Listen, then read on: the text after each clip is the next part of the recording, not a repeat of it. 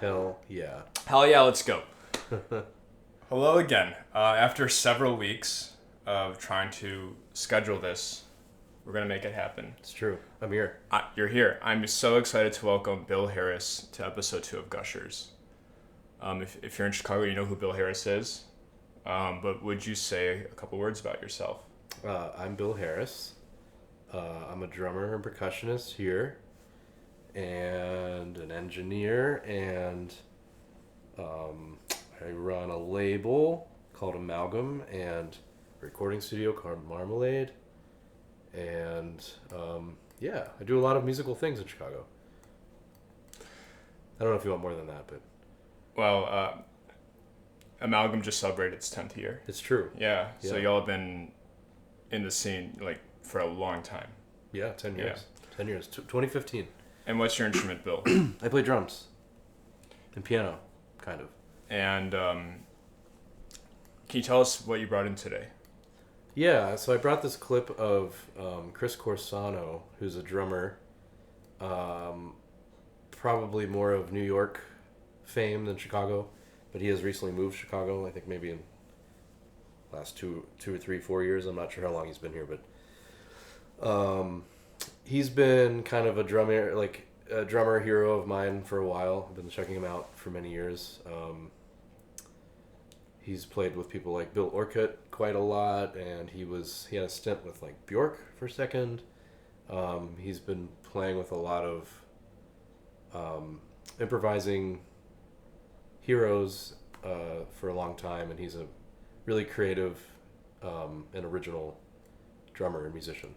So this is a clip that I remember watching this during pandemic. It's a quarantine concert that was hosted by ESS, and I think it was maybe co-hosted with Catalytic. What's ESS, just for the folks at home? ESS is Experimental Sound Studios, which is a performance space, recording studio, and arts organization here in Chicago. So they had the quarantine concerts? Yeah, so when all the venues shut down in 2020, ESS organized kind of a umbrella event of hosting live stream shows to kind of replace the live performance circuit that we were seeing, and they were doing it in a couple different cities. And not a great time for music. I really actually did not enjoy a lot of the quarantine shows because they bummed me out. Well, it was a reminder of how like it wasn't. It reminded me more that things weren't happening, and some of the sound and sound and video quality was just like really bad. Were those shows done live? I think some of them. I think a lot of them were recorded by the artist and then sent in. So the artist is playing for a camera and a microphone. Yes. Yeah. And I think some of them were live. I remember seeing some that failed really bad, and I think because they were live, like the stream would fall out or whatever. And yeah. So tell us about how what we're about to see. So yeah, I picked this clip. I think there's 3 pieces that Chris does. They're all solo pieces. I really liked this clip because I was kind of fascinated with Chris's use of unconventional objects. He's most notably, what you'll see in the clip. Do you want me to talk about it now, or do you want to like play it and then I'll talk about it while I was playing? Or? Why don't you set up for us? We'll play it and then we'll get into it. Yeah. So he's using some sort of long, thin metal implement that he's affixed to his ride cymbal, and he's using the motion of the ride cymbal to move this implement, which is then playing the snare drum. And he's, almost doing like a mallet player type, one-handed kind of constant roll on the cymbal so that it's constantly moving this implement, and he's manipulating the sounds of the snare drum with his other hand and other objects on the snare. Cool. Let's take a look.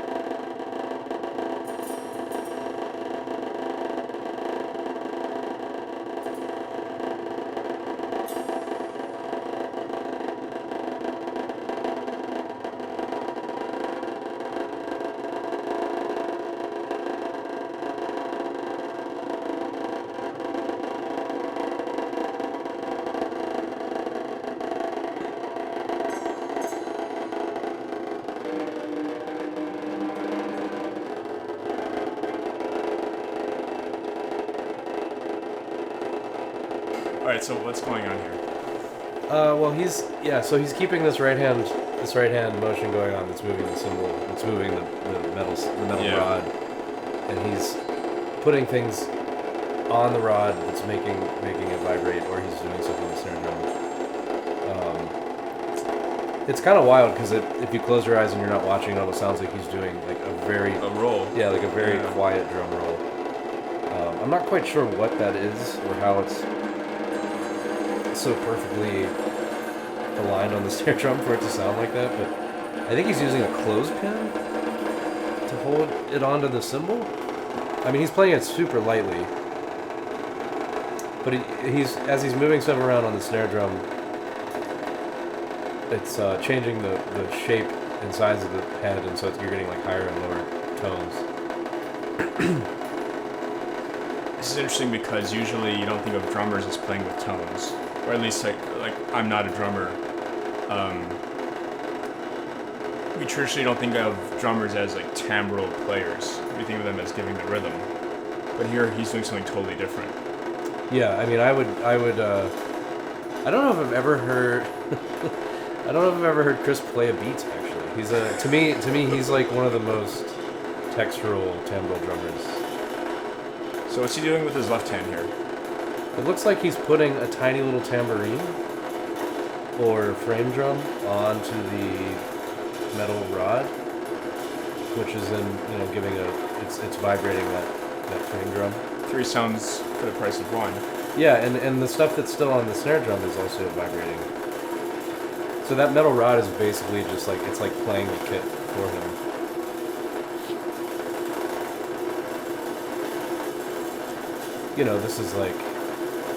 This could be like maybe more in line with like a drone type of thing. Yeah.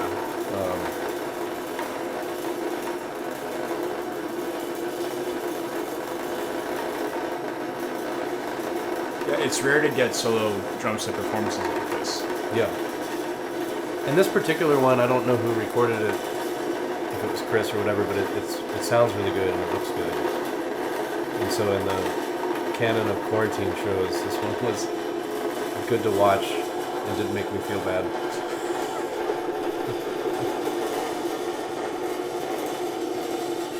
Chris knows you're talking about him today, right? No. Oh no. You didn't get consent? No. Was I supposed to? We talked about this. Oh, I didn't think about it.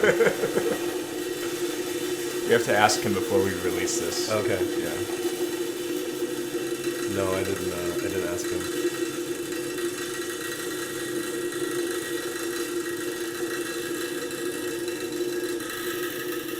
So he's making these very tiny movements with his left hand, moving around objects on the snare drum to change the timbre of the resonance. Mm-hmm. Yeah, and I think right now the metal rod is actually on it's on like a metal plate, not like on the snare drum.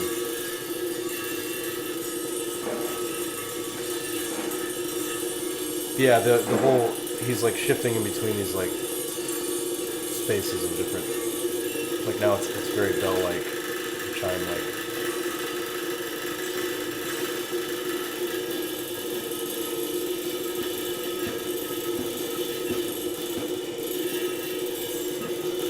So is this type of set for Chris kind of typical for him?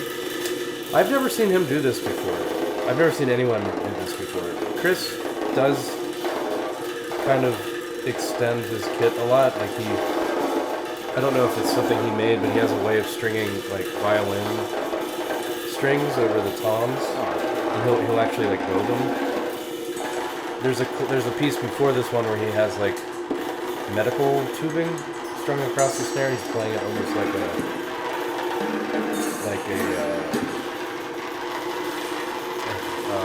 I can't think of the word. Almost like a auto harp or something. But he's able to pluck, like there's like a bridge, and he's able to like pluck these. Right, I did watch that. Yeah. He can get different pitches out of it too. Mm-hmm. Yeah. But he's been doing the bows on the drums for a while. I think he uses like a banjo bridge and like violin strings. I'm not totally sure. But yeah, Chris is often extending like the properties of the normal traditional drum set. And do you think is he improvising, or do you think he wrote this out? This feels like this is improvised. Yeah. But honestly, I honestly don't know. It could have been something that was... Or maybe he had a few pieces that he wanted to use, and you feel like he's rotating through them? You mean in the whole concert? I mean... Or in this like, piece? Just for this set. Like, how do you think he's doing a proportion? Like, the duration of when he's going from one object to the other? I think it's improvised. I mean, he did have stuff on the drums before he started, so yeah. he did select... Like, he picked out items to make sounds with. What's he doing with his left hand here? Actually, I'm not sure what is that? Oh, you know, I think those are rubber... Actually, I'm not totally sure. I think they're rubber, pieces of rubber. When you slide those on a drum, you get like a... have you ever seen like someone with like the rubber ball? Oh, a super ball. Yeah, I think that's kind of what those are.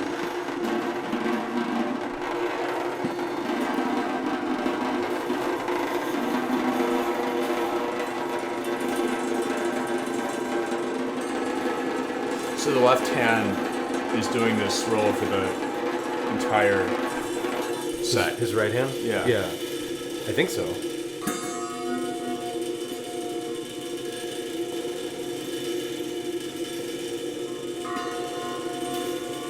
So this is like kind of first big change we've gotten, right? Yeah, he kind of... I think he seems to be sitting in these spaces of timbral differences. And now I think it's hitting that metal plate on the snare now in lots of different... But he's playing some of the stuff with his left hand.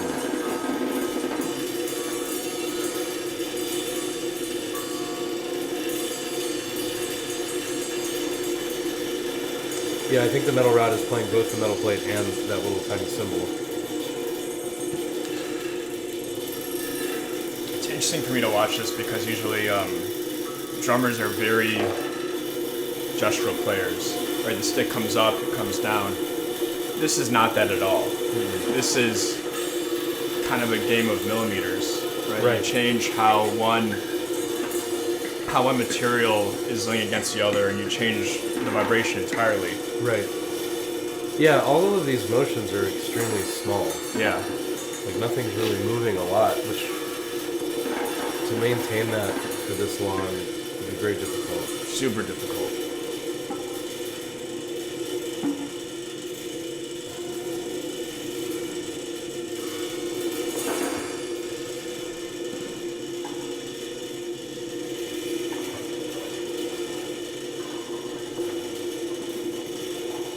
If I pause it? Sure. So I got a question for you. And I think about whenever I watch drummers, I have this question of a lot of drummers will show up to a gig with a bag full of stuff. Lots of stuff. Mm-hmm. And you all will be playing. You'll have like maybe 3 things on the drum head. And then you go and you turn around, you dig in your bag for some more stuff. Do you know where the stuff is? Do you know what you're looking for when you turn around, or is it like, okay, what did I bring today? And like, what's going through your head when you make these adjustments?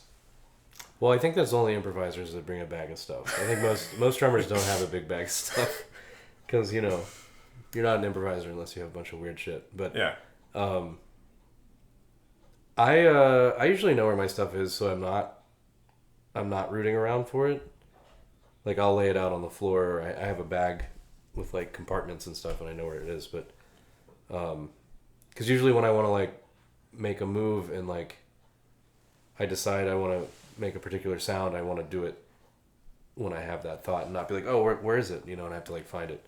Now, how much of this is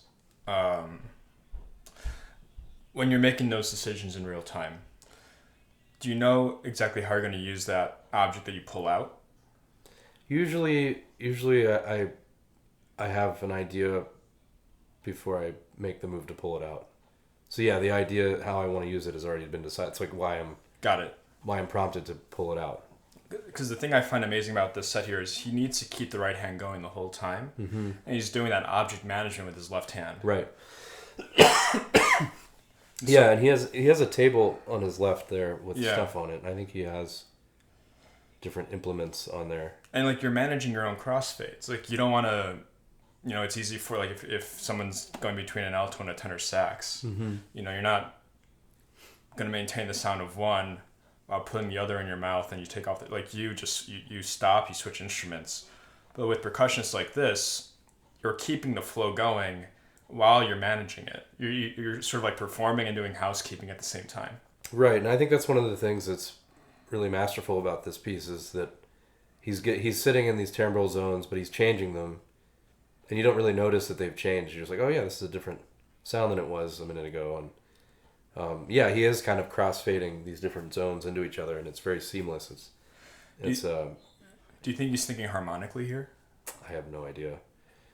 I feel like this is more. I don't think there's much harmony going on here. I think it's purely like textural and timbral. Sorry, I should like when I say harmony, I'm thinking like different parts of the spectrum. So like you have your metals, you have your woods, you have your your auxiliary. You then just think, okay, I'm going to mix the wood with the metal. I'm going to mix this object with that object, and they're going to overlap in the space like this, or they might not overlap. One might be high and low. Like how he's essentially, each object here can have a fader if you're thinking about it from like the metaphor of a mixer. Yeah. So is he thinking about like highs and lows? Yeah. It seems like it. I mean, I think the things on the snare that the metal rod is hitting, I think he's definitely heavily considering like the sounds they're going to make, you know. Right. Should I continue? Sure. I also love the David Lynch curtains in the back. Oh, where's he doing this? I actually don't know. I believe he was still in New York when this was filmed, so I don't know. It almost looks like a studio or something.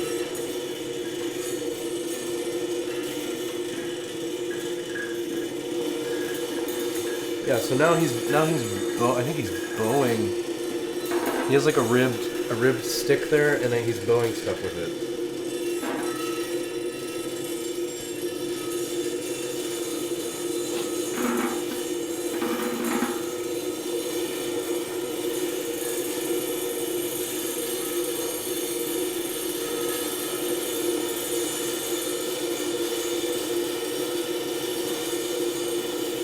It's also funny how these sort of things it changes so much when you watch it. Like if you were just hearing this, I think it'd be very mysterious. About like what the hell's going on. But even when you watch it, it's not totally clear what's happening. Especially if you're sitting in the audience, like right. Like 10, 12 feet away from him. Right. Yeah, I think it's nice that we get that overhead camera because we can, like we're talking about his hands. If you just get the front camera, you don't see everything that happens behind the bass drum. Right. Behind the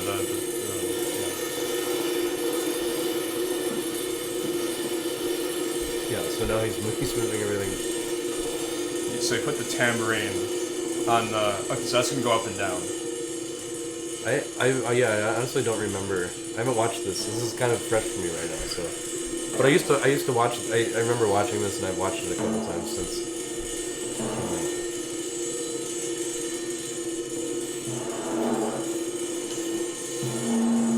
Yeah, so he has these sticks that he's either dipped in like liquid rubber, or he has a fixed rubber to the end, and yeah, when he slides them on the drum head. Oh, that's efficient.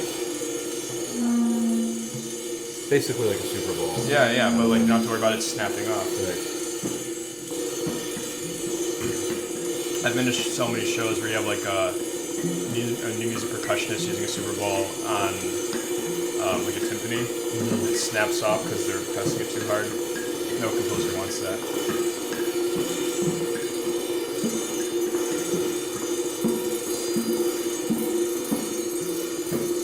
So yeah, now he's bringing in kind of more pointed rhythm.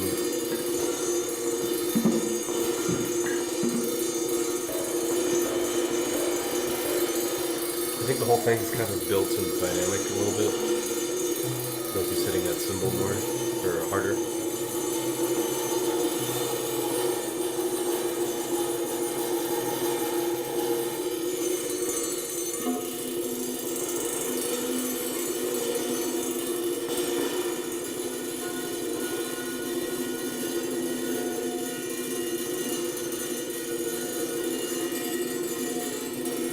Do you know how he developed this practice? I really don't. I don't know much about his background. I don't think he went to school for music, but I don't know.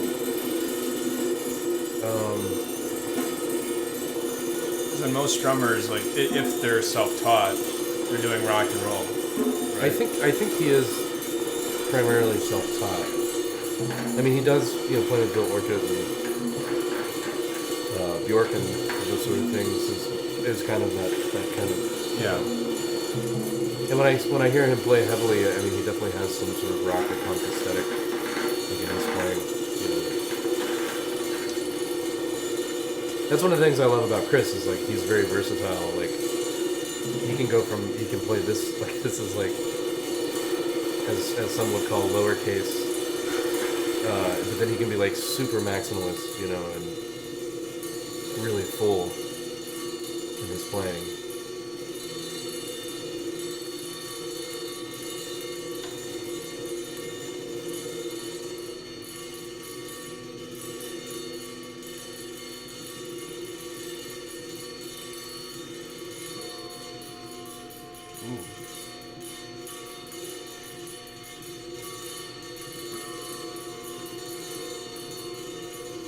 Well, that's lovely. Yeah, it's amazing.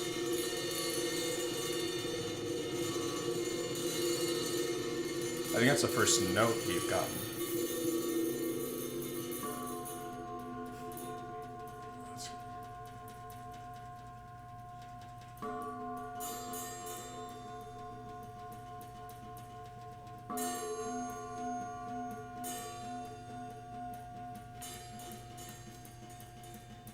Wow. And this is how he ends it. I believe so, yeah. That was sick. Yeah, I've never really. And his finger, even at the very end, he's like, oh shit. Yeah, I've never seen a drummer do that before. Wow. I love sets, especially solo sets, where the musician doesn't have to, they don't feel like they have to do everything on their instrument. I don't need to show you my whole bag of tricks. I can just show you this like one thing. I'm going to do it really well, and I'm going to make a world out of this. Yeah, that's the thing, is that it could be gimmicky. I mean, just that idea of the metal rod could be a gimmick, but he's like playing it masterfully. I don't know if it's something he's worked on in his own time, but like it doesn't feel like a gimmick at all. It's like really just serving the purpose of the way he set up the rod. That seems super intentional to me. Oh, absolutely. It's like, I'm gonna make a piece using this rod. I can put it'll work with these like 5 or 6 objects. I want to say for the record, Yeah. I tried to do this because I was curious. One, I couldn't find a good enough rod. Second of all, you have to consider the height and angle of The cymbal. of the cymbal. Yeah. Like it has to hit the snare drum. Yes. It has to hit the snare drum at the right angle. Oh my goodness. For it to be able to play the snare drum like he's doing. And you couldn't. I couldn't figure it out. So, I tried to rip you off, Chris. I'm sorry. Man, I used to be that guy where like maybe I still am. If I thought a set was really good, if someone's up there like with all this gear on the table, all this electronic gear, like, hey, bro, that was a great set. Like, how does it all work? Like, tell me what all the gear does. I don't do that anymore. Well, I know people that have a lot of pedals. They hate that shit. Yeah, and I think like. Well, also people that I hear that get mad about that question, the point they always bring up, which I also agree with, is like it's not the pedals. Like you could buy that same set of pedals, you're not going to sound like that person. It's implementation. Yeah. It's like, how creative are you with this tool? Right. In the same way, I'm not going to. If I buy an implement like a metal rod, you're not going to sound like Chris because you have a totally different language than him. I also like don't know what I'm doing, so like. Oh, that's not true. No, I mean with the metal rod. Oh. I thought you meant like generally behind the set. This feels so like masterful. Like he's like mastered this craft of like that particular way of playing. I don't know. It's really remarkable. Thanks, Chris, for playing. Yeah, thanks, Chris. Sorry I didn't ask you first. But we're going to ask you before we... I'll ask you later. Before we post the link. Well, the video's on YouTube, so I don't think he would... But this conversation is not yet. All right. I know you got to run. Thanks for coming. Really appreciate it.